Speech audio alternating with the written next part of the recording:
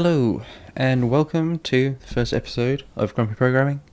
This is first a series of teaching object-oriented modern C++, and this first lesson is going to be on classes and objects. So first of all, what I'm going to do is going to create a new empty project. I'm using Visual Studio 2012, but you can use any IDE you like because we're just making an empty project. We're going to do it from scratch. So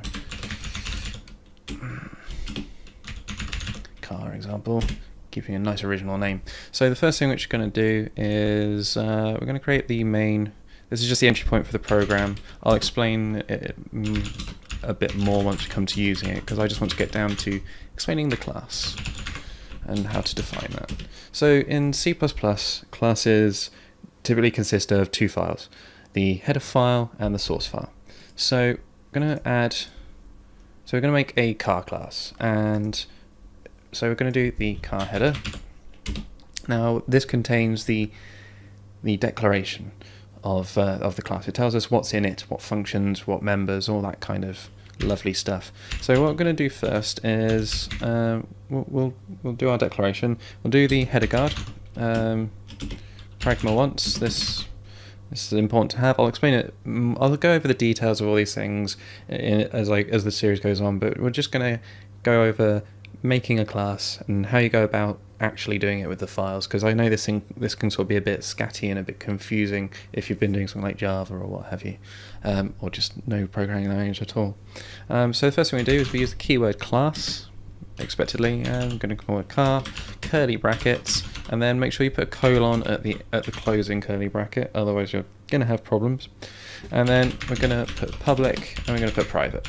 Now, this is simply the scope of the functions and members that go within them. So if you put it in public, it means anything can access it. It doesn't have to be part of the car class or the car object itself. Private means that only that class can access it, and typically that object can access that particular member or function.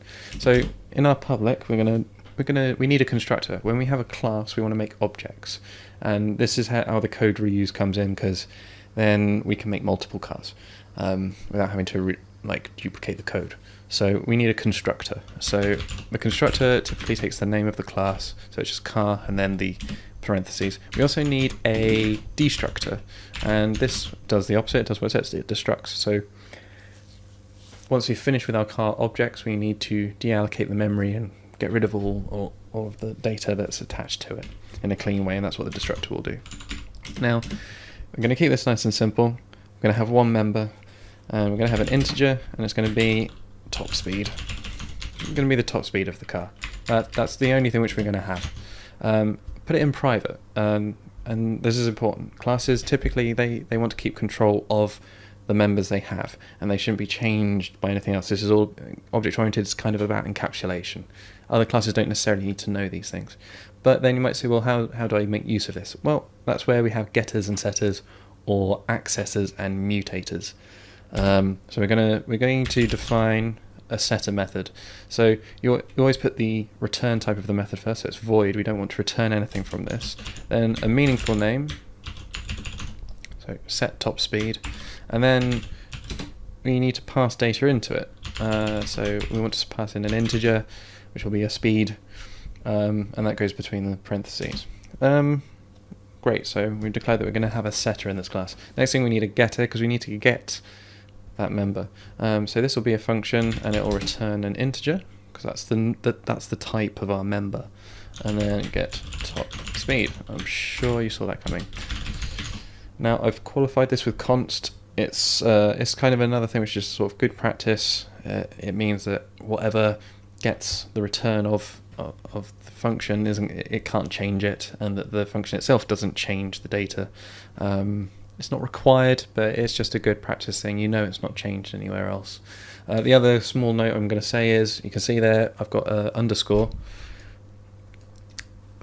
before top speed. This is just convention for clarifying between members and local variables, for example. It's not required. Again, it can just make your life a lot easier when you have a lot of code and long functions, and you come back and you just can't remember what the hell was going on. Basically, something that now you'd be like, why am I going to bother with that? Like, come on. But it becomes really useful later on if you keep with it. So we've got a declaration. Fantastic. We now need an implementation. We need the source file. So I'm going to go ahead and make the car.cpp, and this needs to include the header, otherwise it doesn't know what we're talking about. And we're going to define the constructor first. There's nothing really to it. Don't need a colon here. And then the destructor as well. Not a lot to it. The destructor can be kept empty.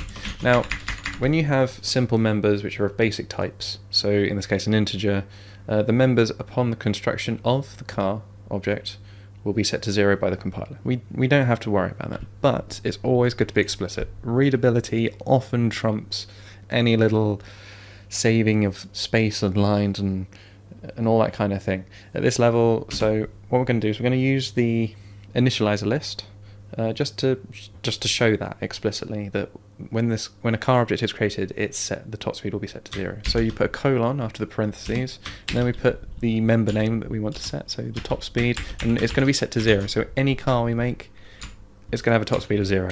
It's going to be goddamn slow. Now we're going to define the set, so void car and set top speed, and then obviously we have to pass an integer, and it's going to be of speed. Now you'll notice immediately of like, well, why have you put car there? Okay, this file doesn't know about the car class. It only knows about it from the header. So we have to tell it that this function that we're defining is within the scope of the car class. So we put the return type and we say, well, we want to define the set to set top speed, and it's within the car class. And then here we can just put top speed is equal to speed, because we know that we're looking in the car class. All fine and dandy. And then finally the getter, same concept. Remember to use the const qualifier, otherwise you'll have issues. And then return, we want to return top speed. And there we go. We've got our definition of the class which we just defined. We have the constructor, destructor, setters and getters. Now, that's all well and good, but what's the point if you can't use it and do something with it? So we're just going to quickly use it. So we want to include the car, and then you want to also include here IOStream. Notice the difference of using the arrow brackets instead of the things. Well, quotes, that's the word. And it's just so that we can print out to the console and verify that we're doing what we think we're doing. And the last thing which I want to just do here is I want to put a breakpoint here. You can use things like system pause, but that's not great to use. It's sort of platform dependent as to how that will function. And also, it's not a bad idea to get familiar with the debugger, because when things go wrong, being able to step through code is incredibly useful, and this will do that. So it will stop our program at the return, and we can just quickly verify that we got the output we were expecting. So to use the car, we call the class name, and then like calling it, like making a variable, we need a name. So what's the object going to be? The object is I'm going to call it my car. Not very original. I then want to set the speed to 200 of my new car, and then I want to print out my car's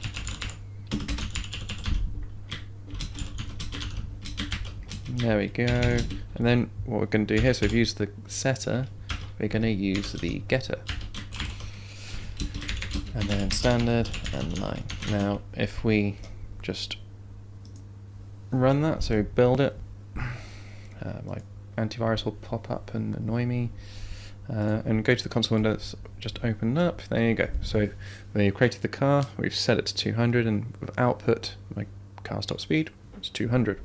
So just for further qualification, I've changed my mind and I want to change it to 100. So use the setter again. I'm not going to type that all out, just copy, go paste, top copy is now. And then if we build and run this, it will show that we indeed initially set it to 200, and then we set our speed to 100.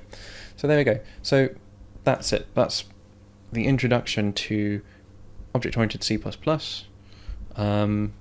and hopefully that's nice and clear. If you have any comments or any questions, just leave them in the comments and I'll try and get back to you. I'll also leave a little bit of info, so it's always good to read up. There's no supplement for just reading up on these topics and finding out, but hopefully this will put the information in one area where you can look at it and not have to constantly scout around looking for links and then being told the wrong thing, etc., yada yada. So that's the end of lesson 1. Lesson 2, I will be going over the constructor in more detail, the initialize list, and just why should we have private members, why should we use getters, setters, that kind of thing. So I hope that was informative and enjoyable, and yeah, hopefully see you next time. That's all from me for now at Grumpy Programming.